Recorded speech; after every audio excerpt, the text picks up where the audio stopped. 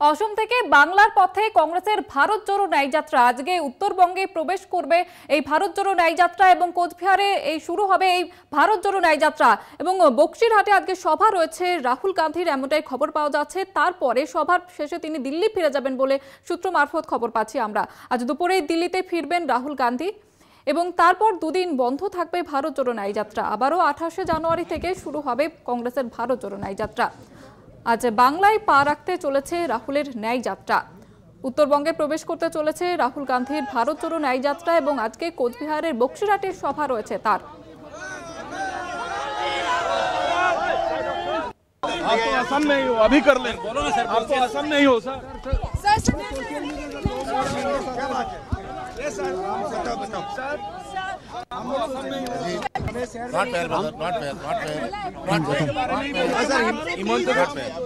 हिमंत से सर हम ओपनली लड़ रहे हैं सर।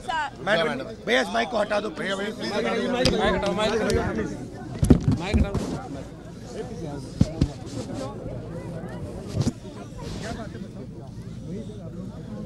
আজ উত্তরবঙ্গে রাহুল গান্ধীর সভা রয়েছে এবং সেখান থেকে টেলিফোন লাইনে রয়েছেন আমাদের প্রতিনিধি অনুপম সাহা। অনুপম, যেটা জানতে চাইবো তোমার কাছে যে আজকে বক্সিরহাটে সভা রয়েছে রাহুল গান্ধীর এবং সভা ঘিরে এখন প্রস্তুতি কি লক্ষ্য করা যাচ্ছে? দেখো, একদমই শেষ পর্যায়ের প্রস্তুতি। ইতিমধ্যেই কিন্তু রাহুল গান্ধী ভারত জোড়ো ন্যায় যাত্রা অসম থেকে শুরু করেছে। আর কিছুক্ষণের মধ্যেই অসম বাংলা সীমান্তের বক্সিরহাটের একদম সীমান্তেই স্টেজ করা হয়েছে, সেখানেই কিন্তু আসবেন এবং তাকে সম্বর্ধনা জানানোর জন্য এখানকার কোচবিহারের যে কৃষ্টি কালচার, বৈরাতি নৃত্য, হাওয়াইয়া গান, তাকে স্বাগত জানানো হবে এবং তারপরে কিন্তু অন রোড তিনি বাই কারে খাগড়াবাড়ি যাবেন। সেখানে কিন্তু তার একটি সভা রয়েছে এবং তারপরে কিন্তু তিনি ফিরে যাবেন এমনটাই জানা যাচ্ছে। তবে নিরাপত্তা কিন্তু কড়া নিরাপত্তা করা হয়েছে, যেহেতু অসম বাংলা সীমান্ত লাগোয়া এই অনুষ্ঠান। এখানে কিন্তু ইতিমধ্যে প্রদেশ কংগ্রেসের রাজ্য সভাপতি অধীর রঞ্জন চৌধুরী সহ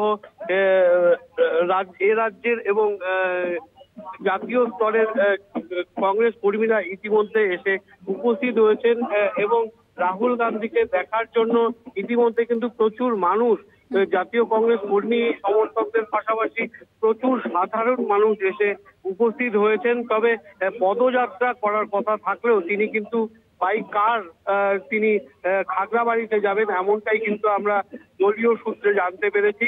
তবে এই ন্যায় যাত্রাকে ঘিরে কিন্তু জাতীয় কংগ্রেস কর্মীদের মধ্যে কিন্তু যথেষ্টই উৎসব উন্মাদনা দেখা যাচ্ছে। ইতিমধ্যে প্ল্যাকার্ড শেষ করে মুড়ে ফেলা হয়েছে তার যে পদযাত্রা আছে সমস্ত এলাকা। আর কিছুক্ষণের মধ্যেই রাহুল গান্ধী এই বক্সিরহাটে এসে উপস্থিত হবেন এবং তারপরে কিন্তু এখান থেকে তার পশ্চিমবঙ্গ সফর এই উত্তরবঙ্গের কুচবিহার থেকে শুরু হতে চলেছে। প্রচুর ইতিমধ্যে এসে উপস্থিত হচ্ছেন এই বক্সিরহাটের সভা মঞ্চে। একেবারে অনুপম, তুমি সঙ্গে থাকো। আজ বঙ্গে রাহুলের ন্যায় যাত্রা, কোচবিহারের সভা রয়েছে রাহুল গান্ধীর এবং তারপরে আজকে তিনি দুপুরে দিল্লি ফিরে যাবেন বলে খবর পাওয়া যাচ্ছে। তবে এই মুহূর্তে কোচবিহারের প্রস্তুতি একেবারে তুঙ্গে, শেষ মুহূর্তের প্রস্তুতি চলছে এবং যথেষ্ট উন্মাদনা লক্ষ্য করা যাচ্ছে কংগ্রেস কর্মী সমর্থকদের মধ্যে। আজ বঙ্গে রাহুলের ন্যায় যাত্রা রয়েছে, আজকে সভা করবেন রাহুল গান্ধী এবং তারপরে তিনি দিল্লি ফিরে যাবেন বলে খবর পাওয়া যাচ্ছে।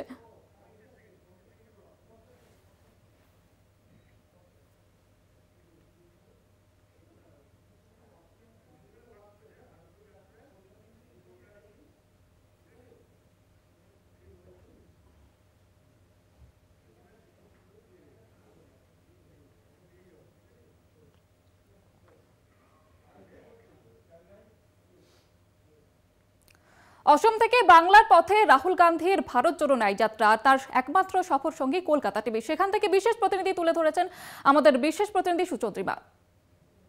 ভারত জোড়ো ন্যায় যাত্রার 12 12তম দিনে অসমে ধুবড়ি থেকে এবার বাংলায় প্রবেশ করতে চলেছে এই যাত্রা। আবারও সেই একই দিনে যেদিন অসম ছাড়ছে, অসমে ঢোকার দিন থেকে শেষ দিন অবধি সরকারি প্রকল্পের যেখানে মহিলাদের বিশেষ সুবিধা দেওয়ার জন্য কর্মসূচি, সেই কর্মসূচি থেকে মহিলারা বেরিয়ে এসে রাহুল গান্ধীকে দেখতে এলেন। তিনি নেমে তাদের সঙ্গে কথা বললেন এবং এই অসম থেকে বাংলার দিকে এগিয়ে যাচ্ছে যাত্রা।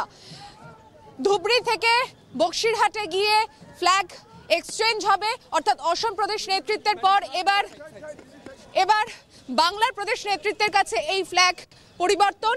বাংলার মাটিতে ভারত জোড়ো ন্যায় যাত্রায় কংগ্রেস নেতৃত্ব কি আশা করছে এবং কি বক্তব্য দিচ্ছে সেখানকার আঞ্চলিক দলকে, সেটাই দেখার বিষয়।